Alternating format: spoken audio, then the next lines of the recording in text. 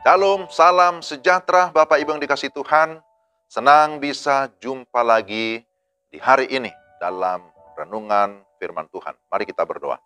Tuhan, kami mau membaca, kami mau merenungkan firman-Mu, kami memohon pertolongan Roh Kudus yang menerangi hati kami supaya kami dapat memahami dengan baik dan setelah itu kami dapat melakukan dalam hidup kami. Dalam nama Tuhan Yesus kami berdoa.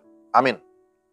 Ibrani pasal 11 ayat yang ketiga. Karena iman kita mengerti bahwa alam semesta telah dijadikan oleh firman Allah, sehingga apa yang kita lihat telah terjadi dari apa yang tidak dapat kita lihat. Demikian Ibrani 11 ayat 3. Renungan kita saya beri tema, karena iman kita mengerti. Saudara, suatu ketika ada seorang anggota jemaat mengunjungi pendetanya. Ya, senang juga ya dikunjungi oleh jemaat. Ia ingin meminta penjelasan tentang iman. Sang pendeta sudah berusaha menjelaskan dengan berbagai pengertian, teori ataupun definisi. Pendeta berkata, iman adalah dasar dari segala sesuatu yang kita harapkan dan bukti dari segala sesuatu yang tidak kita lihat, sesuai dengan Ibrani 11 ayat 1.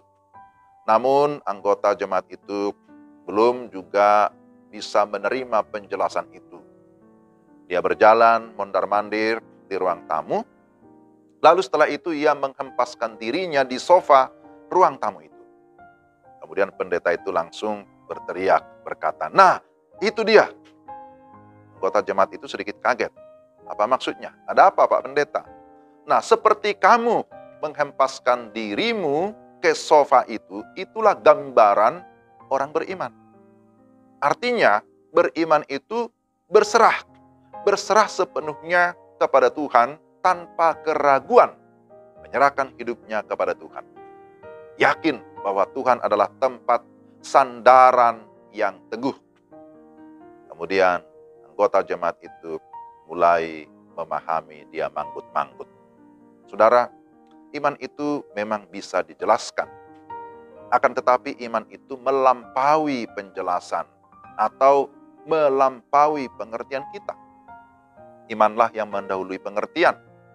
Ketika kita sudah sungguh-sungguh percaya dan menerima Yesus secara pribadi sebagai Tuhan dan Juru Selamat, maka barulah kita mulai mengerti apa itu kasih karunia, mengerti apa itu kebenaran, dan mengerti hal-hal lain yang merupakan perintah Tuhan sebagaimana di dalam Alkitab. Kita bisa belajar dari tokoh-tokoh iman atau dari saksi-saksi iman, bagaimana mereka mengikuti panggilan Tuhan. Mereka melakukan hal-hal yang melampaui pikiran mereka karena mereka sungguh-sungguh beriman. Mereka menaruh seluruh harapannya kepada Tuhan. Abraham misalnya, dia mengikuti panggilan Tuhan dengan meninggalkan kampung halamannya, atau meninggalkan kotanya, meninggalkan zona nyamannya. Dia mau taat, sekalipun dia belum melihat atau belum tahu tempat yang ia tuju. Tapi karena iman, dia mau taat. Demikian juga Nuh, Tuhan perintahkan membuat bahtera di pegunungan, sekalipun rasanya tidak masuk akal. Namun karena iman, dia taat. Demikian juga saksi-saksi iman lainnya, seperti para rasul. Mereka taat, memberitakan firman Tuhan, hingga akhirnya mereka mati menjadi martir. Mereka menunjukkan imannya dengan ketaatan. Saudara, iman itu adalah anugerah. Dan kita bersyukur atas anugerah itu.